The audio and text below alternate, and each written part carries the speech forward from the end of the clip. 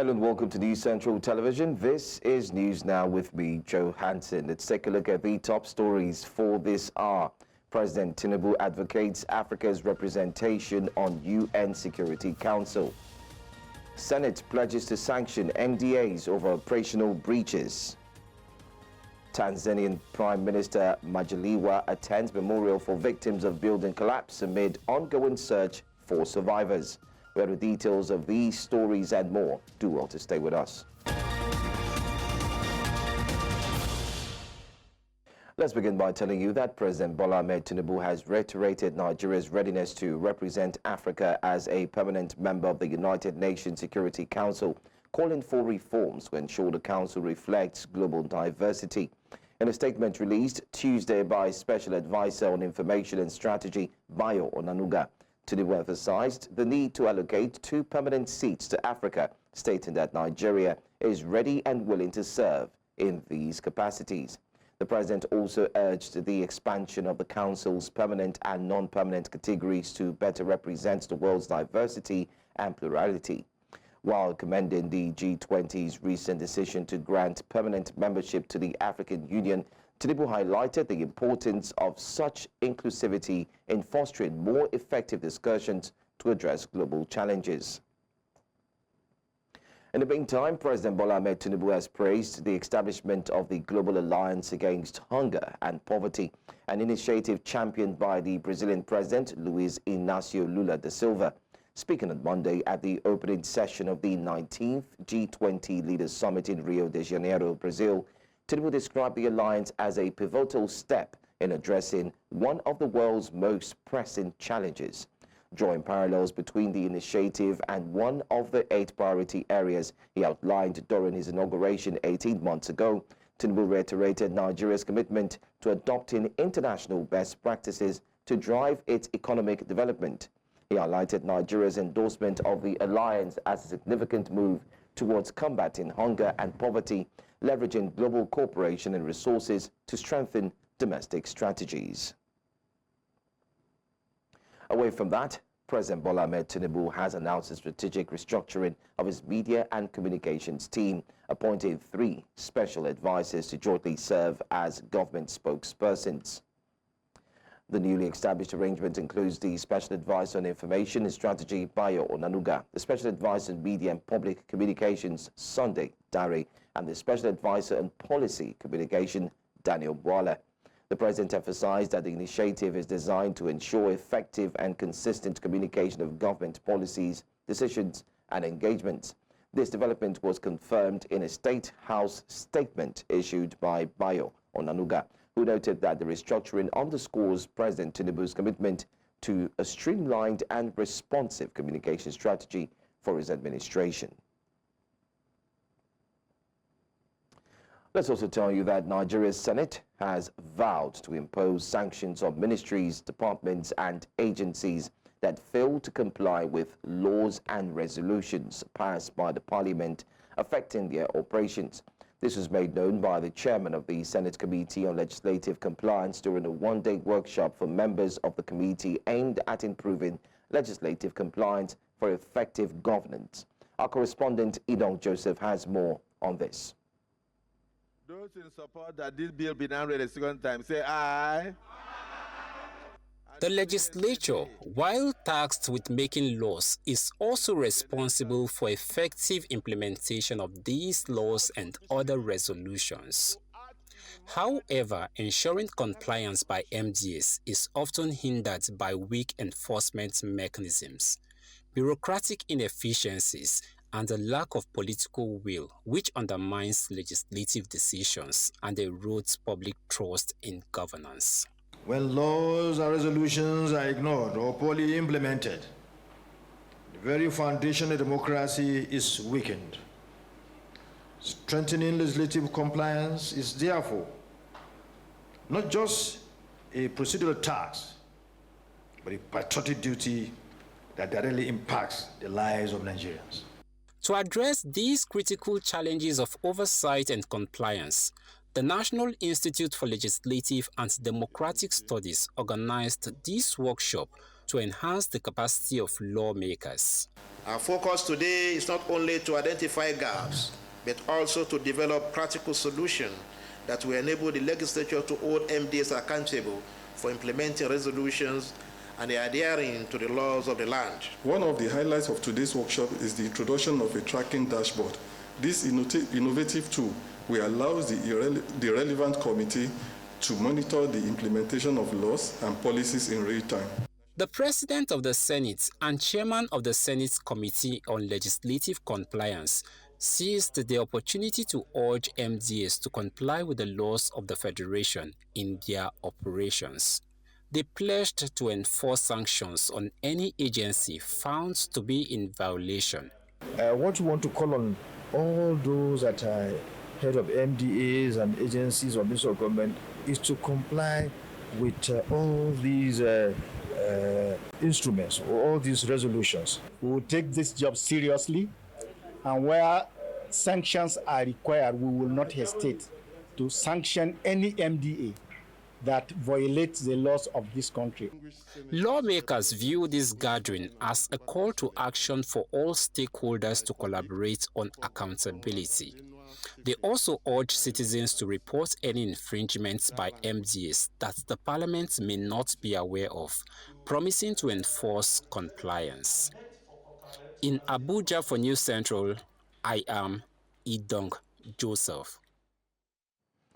The Citizens Liberty Committee of the Nigerian Bar Association has successfully secured the release of 6 out of 11 protesters arrested during the End Bad Governance protest in Maiduguri. The Maiduguri High Court granted them bail, paving the way for their freedom. News Central's Umaru Kirawa has more in this report. The End Bad Governance protesters had been detained for over 4 months following their alleged demonstration against governance issues in Nigeria. The protesters reportedly displayed the Russian flag and continuously chanted Bamai, meaning we don't want. It was a day of freedom and jubilation for the families of the 6 individuals granted bail at Maiduguri High Court 10. Godiya nake wa Allah subhanahu wa ta'ala. Allah ya kamu wannan lokacin. Ina godiya wa Allah ko muna godiya wa gwamnatin da mana wannan afuwa. Ai kwa TV ne da yake zanga-zanga wajen buzgarin. The Citizens Liberty Committee of the Nigerian Bar Association praised the judiciary's commitment to upholding citizens' rights. Both in his wisdom and the wisdom of the judge, we were able to secure the release of 6 out of the 11 defendants before the court. And the rulings for our bail applications is slated on the 3rd of December, which we are praying the court to grant the remaining 5 accused standing trial in bail so that they will face their trial. One of the disheartening things is this. We cannot continue this as a nation. We cannot keep people for more than 100 days in illegal detentions. The committee also reiterated its commitment to providing legal support for those fighting for social justice across the country. One of the defendants, who was unfortunately not released today, is supposed to start his exams in the university.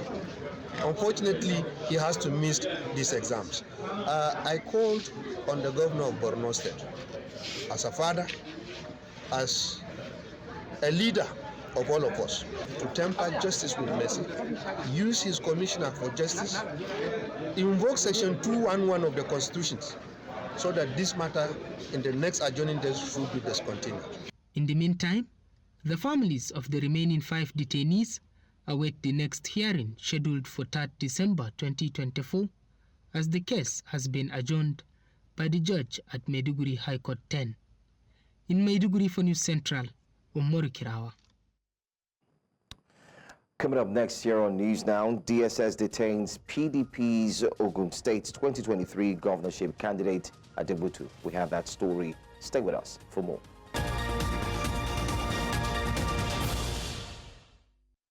Welcome back. Thanks for staying with us.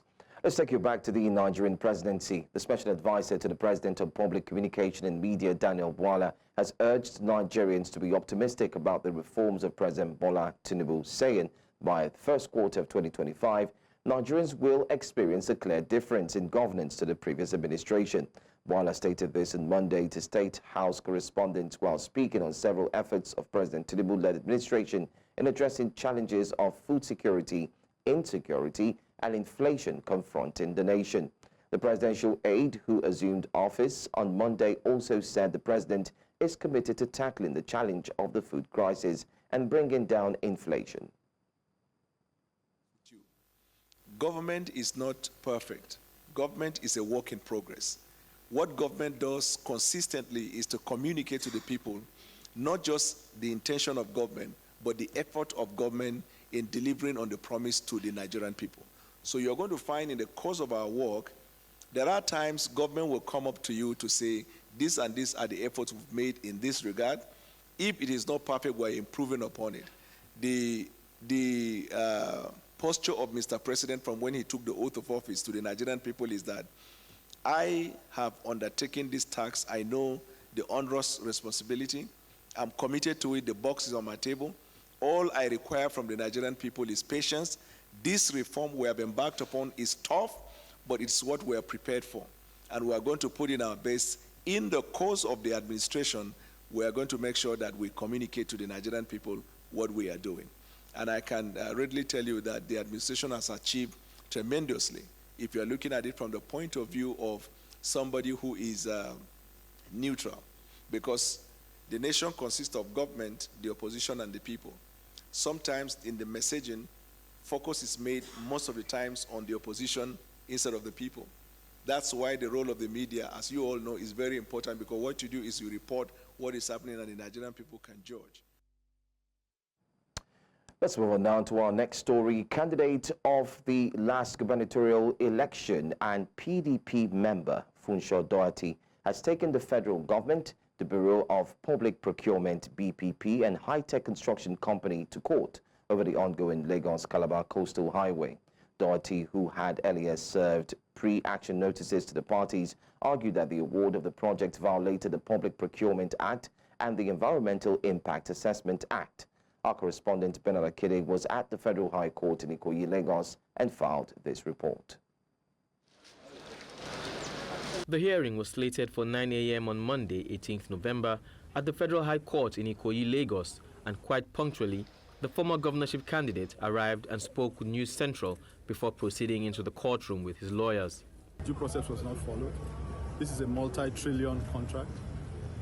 There was no competitive bidding. It was awarded on a single source basis.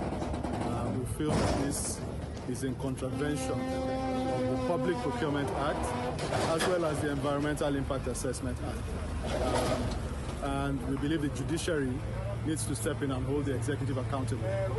He also made 7 claims in the lawsuit, stating that the action of the government's ministries and agencies involved in the project posed a significant risk to the lives and property in Lagos State and beyond, urging the court to enforce adherence to the law. After about an hour, Funso Doherty, accompanied by his legal team, emerged from the courtroom and briefed journalists on the proceedings.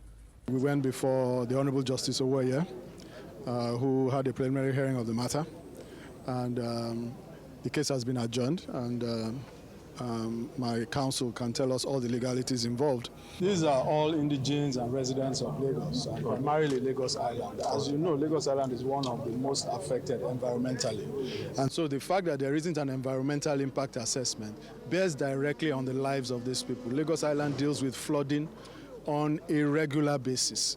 And so apart from being generally concerned about accountability of government, which I think we all are concerned with, good governance, ending impunity, these people are directly affected in their lives, in their businesses, by the potential environmental outcomes. Legal counsel to Mr. Doherty also shared his thoughts on how the hearing went, stating that justice should be served in this case. So in response to our suit, the federal government has stated that the Nigerian citizen has no right to demand that laws be complied with. They have stated that a resident of Lagos has no right to protect the environment of Lagos State, and they have stated that a taxpayer has no right to ensure that tax monies are expended in compliance with law. So we know what the task is and we intend to execute it appropriately. We have seen that the case is one that requires the judiciary to step up to its obligations, to check the activities of the executive. The case has now been adjourned till January 2025, January 14th to resolve, and January 27th for hearing. Mr. Funso Doherty and his lawyers have said they will not rest until justice is served on this matter.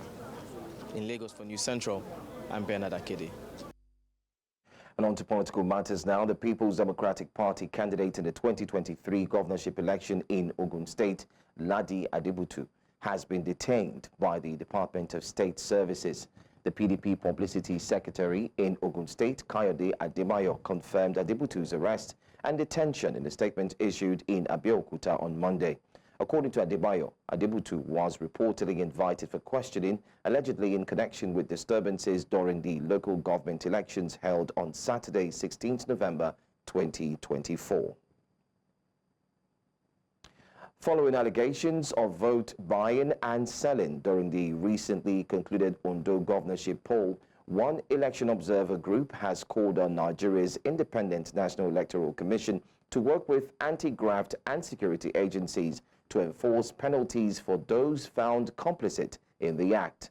The group, while presenting its final election observation report in Abuja, expressed concerns over recurring issues that have plagued the nation's electoral process, including vote buying, violence during polls, and lack of access to polling units for persons with disabilities. Let's move on now to security matters. Barely 1 week after the killing of some soldiers in Ekenobizi was Unuopara Umuahia South local government area of Abia State. A police officer shot dead in Ubakala, also in the same local government. The policeman was said to have been in the convoy of a House of Representatives member, Ginger Onwusibe, when they were attacked at Apomiri in Umuahia South local government area. News Central correspondent Chinwe Ugele unwraps this in the report. It was at this spot yesterday night, about 8 p.m., that people in this neighborhood started hearing gunshots. They didn't understand what it was because initially, as they said, they scampered to safety. But then when they returned, they said they found a body with a police uniform lying right here on the road. So if you look down, you'll see spilled blood that has already dried up. The people have already tried to cover it up with sand, and then the shattered glasses that are on the ground here. It is now 3 different deadly attacks in Umuahia South local government area in a space of 2 months. The first victim was a banker who was shot dead while trying to escape kidnap in Old Umuahia. The second being the ambush of the soldiers at a Ekenobizi checkpoint, and now the most recent beside the local government headquarters at Apomiri. An eyewitness to the shooting in Apomiri Bakala that took the life of a policeman narrates what she saw.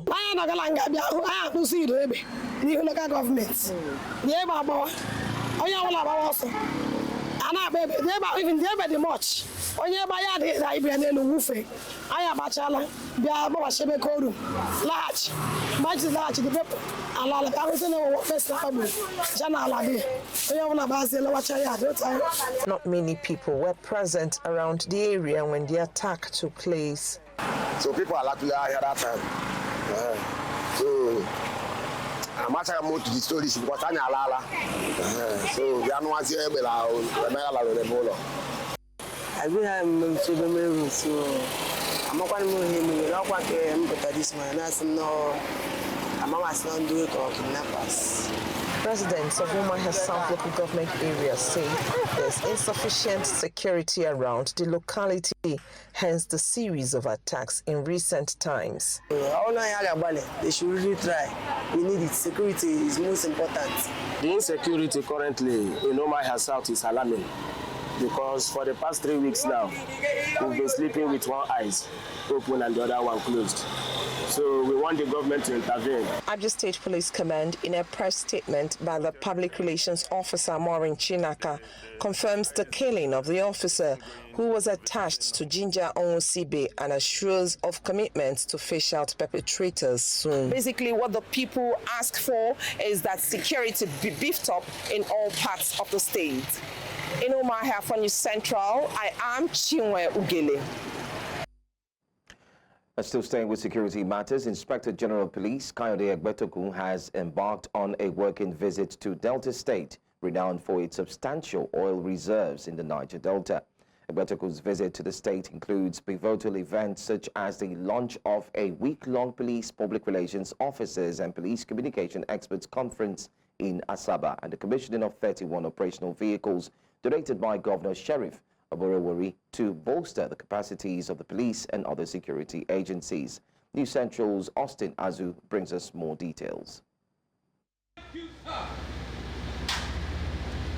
Following his arrival in Delta State, the Inspector General of Police Ladi Adebutu proceeded to Government House for a courtesy visit to Governor Sheriff Oborewori. In his remarks, the IGP commended the governor for his support to the State Police Command and other security agencies, as well as his effective handling of the recent nationwide protests in the state. Delta State has been a bit tough from the beginning of the year, but with your support, with the energy that you have been committing to provide the security for the state, Delta State today is calm. We have enjoyed peace in the state. For the past few months, we have enjoyed a lot of peace. But people will not understand. You see, media will be saying different things.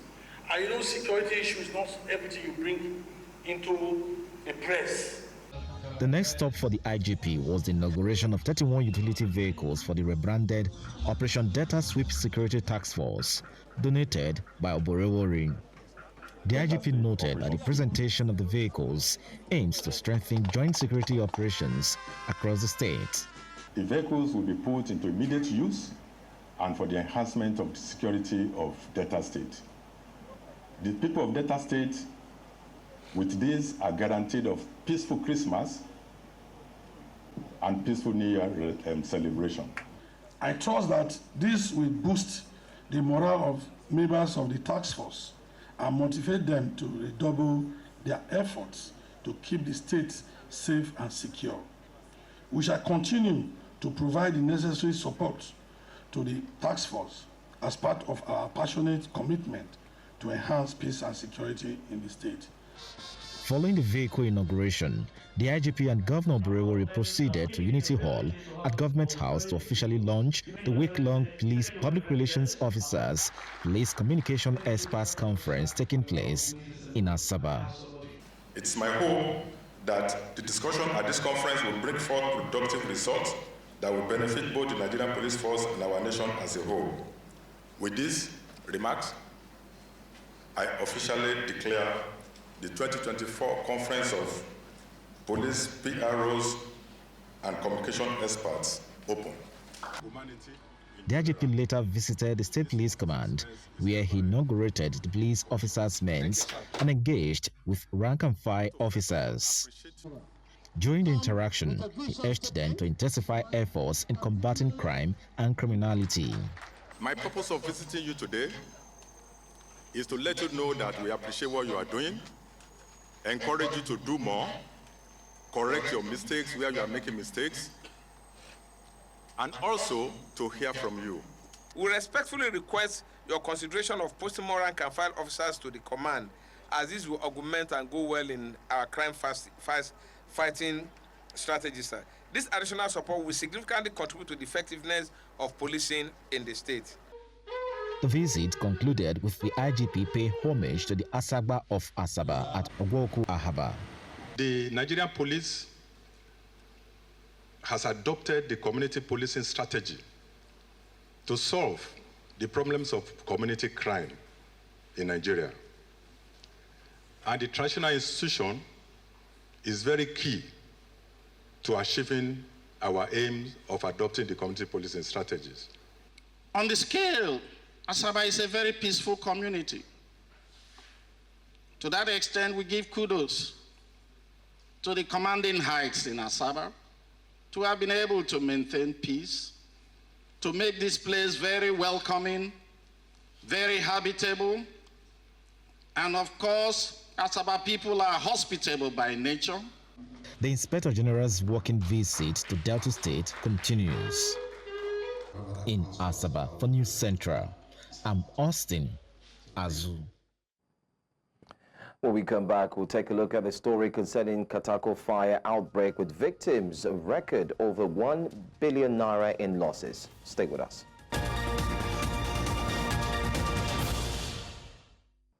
Welcome back. Sunday midnight fire outbreak has destroyed property worth over 1 billion naira at the Katako Timber Market in North Local Government Area, Jos of Plateau State. Nearly 24 hours after the inferno, the cause remains unknown. However, security agencies have been commended for their collaborative efforts in ensuring the fire did not spread to other parts of the market. News Central's Chizoba Nyongwe visited the scene and brings us more details. The incident was a devastating blow, occurring at an unexpected hour. Before firefighters and other rescue agencies arrived, victims were already left to count their losses. The only silver lining is that no lives were lost and no injuries were reported. Amidst the sorrow, despair, and hopelessness etched on the faces of the victims, there is a heartfelt plea for government intervention, especially given Nigeria's current economic challenges. The fire service try because them came. Even the DP of Katakoma, we appreciate it because all of them then gather here, and most of the security civil defense, they are here from 11 to 2:30 at night. Our groups have already go without nothing. So we just beg you people and God and the government to help us, to help these people. Please and please, government supposed to put hand inside this thing because of most of people they are in hungry. I have 6 shops. This incident, this is number 5. I lost millions of naira in my shop. But nevertheless, we live in God. By the grace of God, we know that as the life is on, Allah will give us another opportunity to continue our life successfully, inshallah. I get 3 shops in this market. We lost our raw materials and so many things inside the shops, and we feel so bad. And actually, we want government to help us about this fire outbreak. Adding to their anguish is the fact that this is not the first time Katako Market has experienced such a tragedy.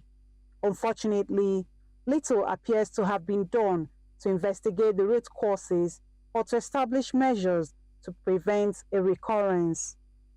Plateau State Governor Caleb Mutfwang visited the scene to conduct an on-the-spot assessment accompanied by the local government council chairman of the affected area. Losses have occurred. We want to sympathize with those who lost their property, and we would work together to see how we can reduce the damage that has been caused. But this also gives us opportunity to review how this market has operated over the years. All the requests that the traders have made, we will look into them dispassionately. We will see how we can be able to prevent future occurrences of this type. But we are still putting our heads together to really find out. I'm sure the professionals, the fire service, will also dig deep. We'll find out the cause. And whatever the cause, we are looking forward to see how we can prevent future occurrence. Apart from this debris you're seeing here, and of course the smoke that everyone around here is inhaling at the moment, which is also not good for the health, what the victims are crying out loud for is that something is done very, very fast so that they can come back to their businesses and begin their lives all over again. From the Katako Market in Jos North Local Government Area of Plateau State, for News Central, Chizoba Anyonwe. As part of activities to mark this year's World Toilet Day holding Tuesday, UNICEF, in collaboration with the Ondo State government, is set to launch a comprehensive action plan aimed at ending open defecation in the state. News Central's Umaru Kirawa reports that the initiative seeks to address the urgent need for improved sanitation, particularly in rural communities where open defecation remains prevalent. Globally, there are 3.5 billion people living without safe toilets and 2.2 billion people without safe drinking water. 419 million people still go to the toilet in the open. That means they're defecating in the open. And although these figures are global, they reflect our local reality as well. To boost access to infrastructure and service delivery and close the gap, the right policy action and enabling environment are necessary steps to achieve at scale and with sustainability. The time is now. With 6 years left for the SDGs to end, that is 2030, the window for action is rapidly closing. Lack of sanitation has a profound impact on public health, economic productivity, environmental sustainability, and educational attainment, especially for women and girls, who are affected disproportionately by poor sanitation conditions. It is remarkable that the state is launching the roadmap to end open defecation tomorrow, November 19, 2024. So it will not be an overstatement to say that the state can achieve the sanitation results despite the context. I re-emphasize on this, the state can achieve the sanitation results if all that is required seem to be in place at the moment, and that is sanitation to become a high administrative and political priority, supported with credible budgets and strong service delivery institutions. Coming up next here on News Now, Tanzania's Prime Minister Majaliwa attends memorial as search for survivors continues. We'll bring this story to you in a moment.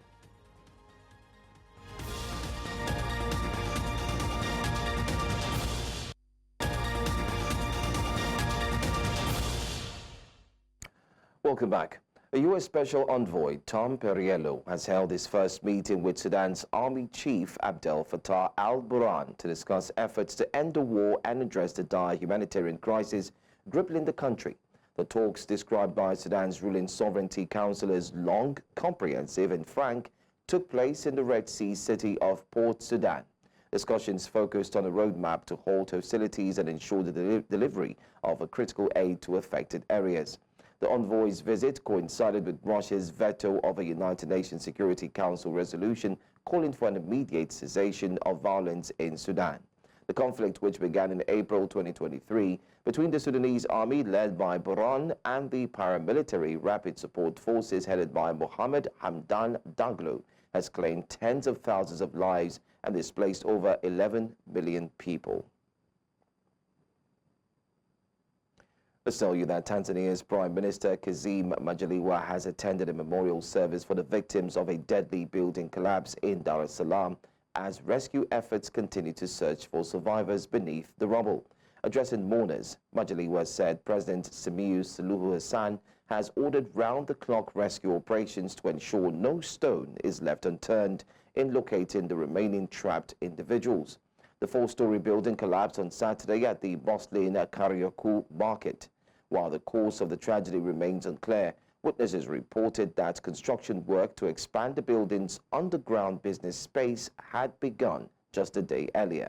The incident has reignited criticism over unregulated construction practices in the Indian Ocean city, which is home to more than 5 million people. Mwili mmoja ulishachukuliwa. Ndugu wa Tanzania wenzangu, kutokana na athari hizi na kwa kuzingatia maelekezo ya mkuu wa nchi Mheshimiwa Dr. Samia Suluhu Hassan, rais wetu, serikali imeendelea kutekeleza maagizo hayo, lakini pia kuchukua hatua mbalimbali za kunusuru maisha ya wenzetu ambao bado zoezi la uokoaji linaendelea. Aliki ni babu yangu, anaitwa Hilal Minja. Anafanya kazi pale Kariakoo, ana duka lake kwenye hiyo sehemu ambayo imepata matatizo.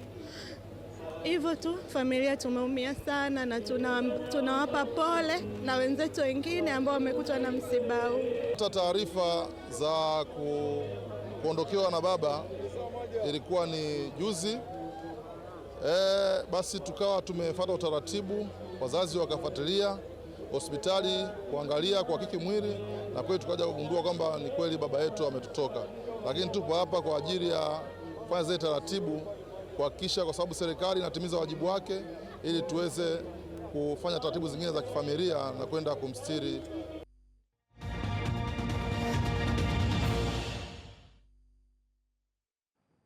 Police and intelligence officials confirmed on Tuesday that at least 8 soldiers were killed and 7 police officers were kidnapped in a separate attack in northwest Pakistan. According to an intelligence officer who requested to remain anonymous, a clash on Monday resulted in the deaths of 8 soldiers and 9 militants in the Tira area of Khyber Pakhtunkhwa province. A senior police official who also wished to remain unidentified stated that 7 police officers were abducted at a checkpoint in a separate attack in the province, with the assailants also seizing the officers' weapons.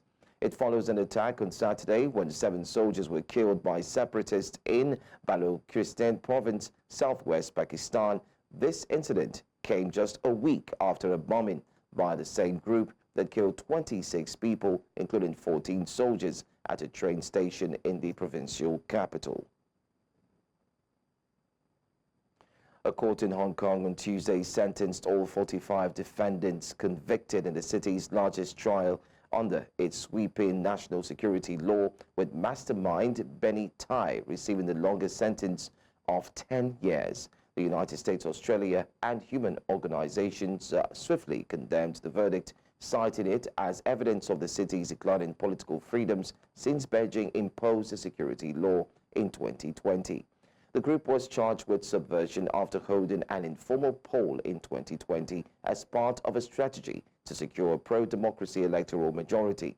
Meanwhile, a Taiwanese lawmaker, Puma Shan, has urged politicians on the self-ruled island to take heed of developments in Hong Kong following the sentencing of dozens of democracy campaigners in the city. 做什么审判的时候，其实说真的，依照他们的速度，他1个礼拜也就可以做出来了。他之所以可以拖那么长的时间，他一方面就是他想要消磨大家的心智，然后一方面呢，很重要的，以中国的观点来讲，他就是要让大家淡忘，就是说，即使媒体记得了，然后呢，媒体也报道了，但一般人就比较没有什么感觉。对，以现在来讲呢，台湾常常会有点太过于置身事外，会觉得。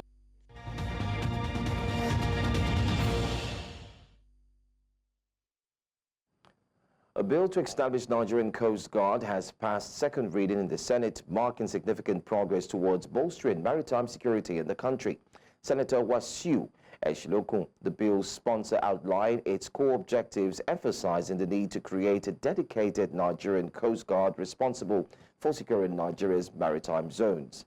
News Central's maritime correspondent Neoma Obi Asolo looks at its impact and timing from the lens of this administration's development agenda to expand economic opportunities, and files this report.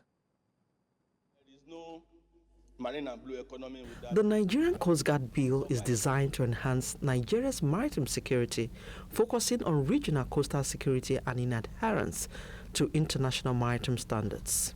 The proposed legislation aims to safeguard Nigeria's maritime interest and uphold regional coastal security by aligning with international standards and norms for maritime security and enforce relevant laws within Nigeria's maritime zones, helping to preserve lives and property. But will this create a conflict with the powers of the Nigerian Navy? It's a duplication. It's not threatening the existence of the Navy, but it's trying to do. In fact, the duplication of the Navy roles have been on the bill for the past 10 years. There was a time in which NEMASA said it was responsible and has a strategy called C4, I4, and R. Those were the strategic naval strategy for containing all the threats that we experience as a maritime state. Those are the strategies that the Navy churned out. And what did we find a week or two after? NEMASA adopted it as their own maritime strategy. So this is not the first time we are seeing maritime agencies trying to duplicate the functions of the Navy. When they went out for the hydrographic survey of Nigeria, we had other maritime agencies wanting to do hydrographic survey for Nigeria. But by and large, I think the Hydrographic Act has been passed, giving the responsibility solely to the Navy, but with partnership with NIMASA, MPA, and other maritime agencies. The Nigerian Navy and the Coast Guard are two distinct maritime forces with different primary roles, responsibilities, and operational focus. Navy focuses on military operations, operates globally, and has more advanced warfare capabilities, while the Coast Guard is on law enforcement, coastal waters, and exclusive economic zones, and has specialized equipment for search and rescue. With this clarification, collaboration becomes imperative. There's importance of collaboration because both are two arms of the Nigerian government, and therefore there's need to collaborate. Nobody's competing for space. Everybody can work together and achieve what they want to achieve. So both parties can come together, and I believe strongly that there will be a collaboration because whether we like it or not, the core of the Coast Guard officers are going to come from the Nigerian Navy, and therefore they must collaborate to see for the success of it for the good of all Nigerians. Developing Nigeria's ocean resources is at the core of the Marine and Blue Economy Ministry, and securing Nigeria's territorial waters while ensuring national defense are right steps towards achieving this goal. In Lagos, for News Central, Norma Obiaswalo.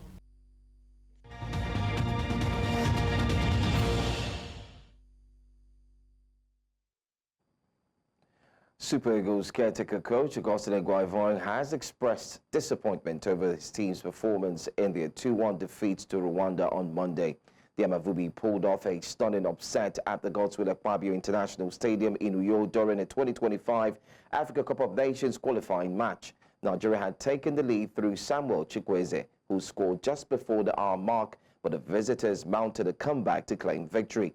Eguavoen admitted that the team's performance fell below expectations, adding that the loss was unexpected.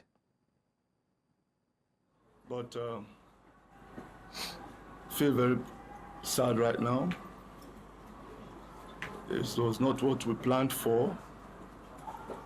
We scored, and then against the run of play we conceded, and we tried to change formation. Didn't work. It happened some of those days. And today is one of those days.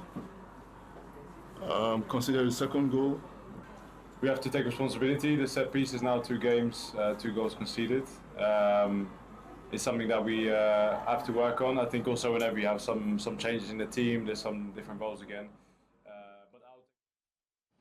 And that's all the news we have for you this morning. But before we go, let's take a look at the major stories. President Bola Tinubu advocates Africa's representation on UN Security Council. Senate pledges to sanction MDAs over operational breaches. Tanzanian Prime Minister Majaliwa attends memorial for victims of building collapse amid ongoing search for survivors. Do want to watch News Central Television live on DSTV channel 422, Star Times channel 274. You can always stream on YouTube and also on Facebook. I'm Joe Hansen. Thanks for watching and good morning.